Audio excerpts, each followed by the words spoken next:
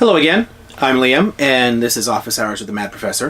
Today's video is answer to a request. I had a friend ask me for some reflections on the election of Andrés Manuel López Obrador in Mexico, and whether or not there were sincere parallels to Trump, and if what I thought about the whole situation there.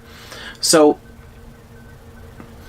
I decided to approach this by taking it apart a little bit here. I want to note some basic parallels. They are both relative outsiders politically. López Obrador has failed in running for governor, but did serve a term as mayor of Mexico City, so he's not a complete neophyte in politics, and he had run for president 2 times before, and yet he will be the first president in 4 decades in Mexico that does not come out of the technocratic class.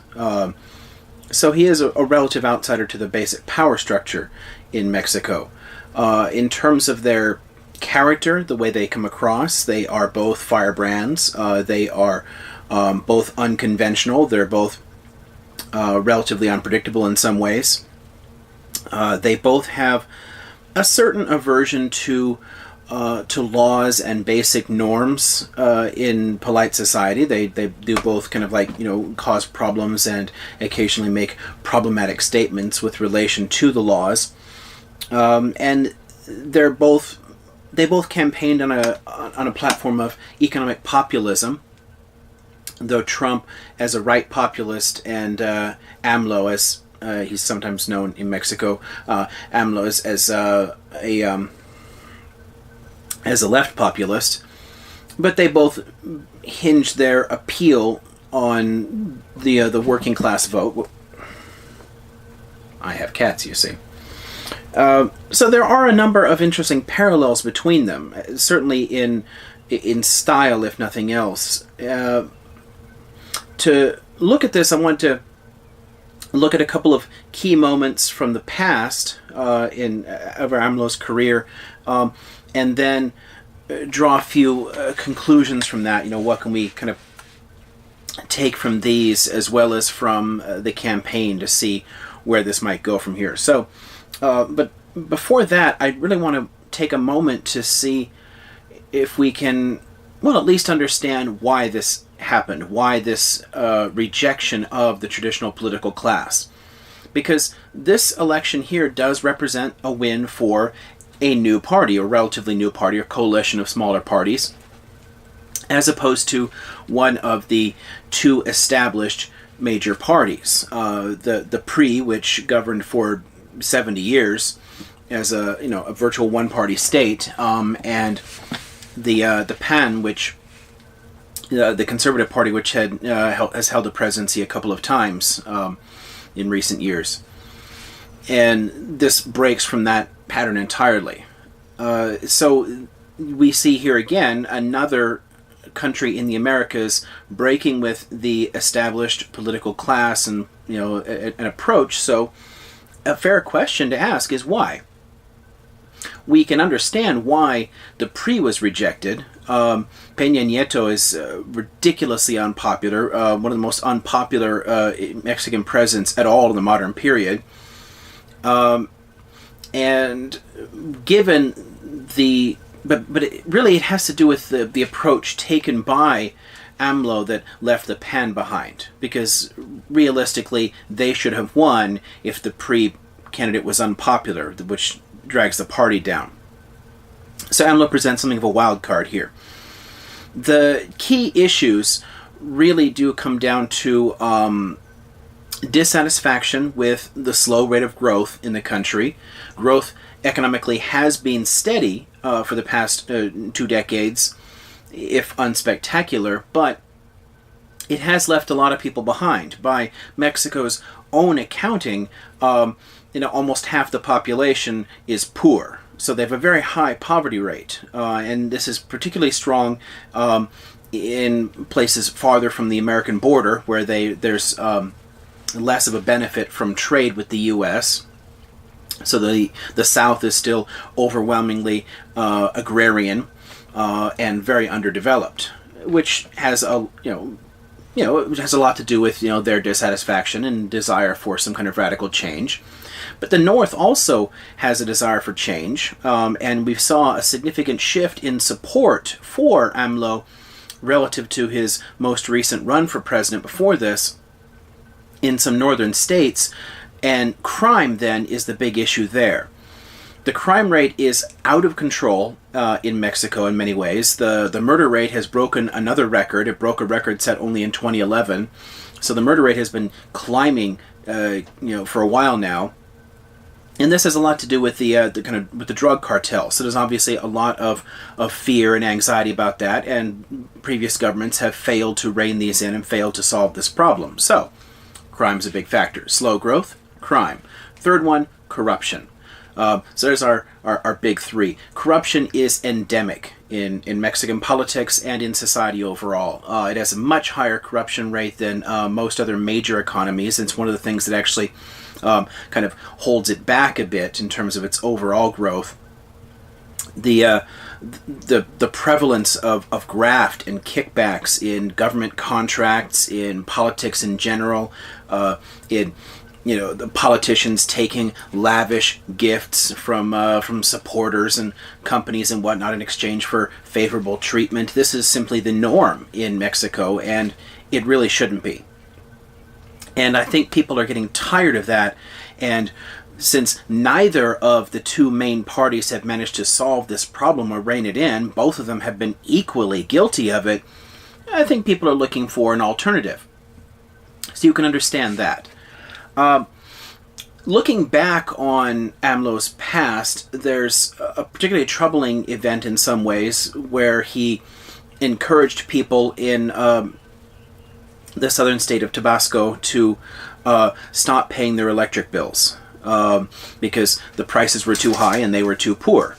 And that was his idea. Just stop paying it until you can, put pressure on them. They'll lose money, and because they're losing money, they'll solve the problem, theoretically, and lower the prices. Well, in principle, there's a case to be made for civil disobedience here of that sort, to try and put pressure on a company. But the campaign has been going on for more than 20 years, and it has not led to any significant change. And it also suggests a little basic misunderstanding in the consequences, which makes me wonder a bit about his economic savvy. Because, well, for one thing, when some people stop paying their bills, rather when large numbers of people stop paying the bills, that raises the price for other consumers in the area. So if prices go up overall, well, you haven't really solved the problem. Another problem here is that this campaign has gone on for 20 years now, more than 20 years. And it's unresolved, which means it's resulted in a significant amount of debt for these already poor people that they will owe to the utilities. Because it's not like they're just wiping out those costs, they're racking up debt with it. So you're saddling people with a significant amount of debt as well. So that's troubling. The fact that he has never repudiated this kind of policy and tried to stop people from continuing to do it is troubling. Another troubling situation that's also in the past, though, AMLO has run for president twice before, in the last two elections, in 2006 and 2012. In the 2006 election, he came close but lost, and his supporters freaked out. Thousands of them filled up the streets of Mexico City, blocking all traffic, and declared him to be the legitimate president. And he encouraged this rather than discouraging it. That was really troubling, since it was only in the year 2000 that Mexico transitioned to a functioning democracy. It was the first time that the PRI lost a vote and actually stepped aside and let another party take power. So only one election later, here was a candidate willing to throw that out and take a kind of like anti-democratic approach. almost a revolutionary moment. AMLO's supporters suggest that he has matured since then, that he's kind of grown past this kind of much more fiery attitude, and that we don't have this kind of thing to worry about. But it is troubling, and it does represent one of the parallels with Donald Trump, since Trump repeatedly suggested during his own campaign that elections were rigged, and that if he lost, he might not well even respect the results, which is especially troubling again now that he has won and is going to have all the power of being in office. What happens if he loses the next election and refuses to step down, or refuses to accept the legitimacy? If he doesn't accept the legitimacy of it, do his supporters pour into the streets and challenge it? Do we then have a challenge to our democracy? I don't worry as much about the United States because it is a very mature republic with very stable institutions and policing. So if people did reject the results, I have no real doubt that the military and or police and or the courts and or anybody else relevant to the specific actions would step in to stop it. I trust our institutions. I'm shakier in my regard for Mexican institutions and whether or not they would hold up under serious pressure. So if he has not learned from this and he loses a re-election bid or something, who knows? I think that's one of the reasons that he's proposed his every 2 years recall referendums, giving the voters a chance to remove him from office even before his term is up. Now that itself is sort of troubling because, again, it challenges the basic norms and structure legally of the Mexican Republic. But at least it does suggest that he might be more willing to accept an actual loss were he to lose one of these. So that may put some minds at ease, I think. But the past event still kind of weighs heavily for some people, and it does help to feed into this parallel with Trump and his approach. Now, overall, I don't think that there's nearly as much to worry about. And this isn't because I'm looking at his economic policies or anything and kind of judging them that way. It's more that I think that AMLO has become much more pragmatic in the last decade or so, and his time in office before that also had him relatively pragmatic in many ways. He was well regarded as a mayor because he was willing to compromise in a lot of things. And in this election campaign, he seemed to go out of his way to avoid provoking the United States, to avoid complaining about the U.S., to avoid complaining about Trump. I mean, he could have gone, damn this wall, and freaked out like that, but he didn't. Which I think is a canny move, because if he wins, he's going to have to deal with a Trump presidency. So taking a softer approach there shows a certain amount of wisdom. He's also made his peace with NAFTA, where he used to be a significant critic of it. And I think that also shows a sort of deepening pragmatism. And one really clear distinction between AMLO and Trump is that while Trump refuses to read, his advisors have to give him just a handful of bullet points. They have to limit the amount of time they'll talk to him in briefings because he has a short attention span. He has no attention to detail at all. López Obrador will spend hours poring over the details of policies that he reads bills. He went through their campaign manifesto, which was like hundreds of pages with just carefully underline, okay, I don't like this, and trying to consider the economic impact of things, what's affordable, what's not. He's actually trying to pay attention to the details of the policies rather than just going with what feels good. And I think that marks a very sharp contrast between AMLO and Trump that also should make people worry a little bit less. This is risky. He is a completely unknown quantity. His party is an unknown quantity. The way it will govern, there are a lot of questions there. And certainly he's more unconventional.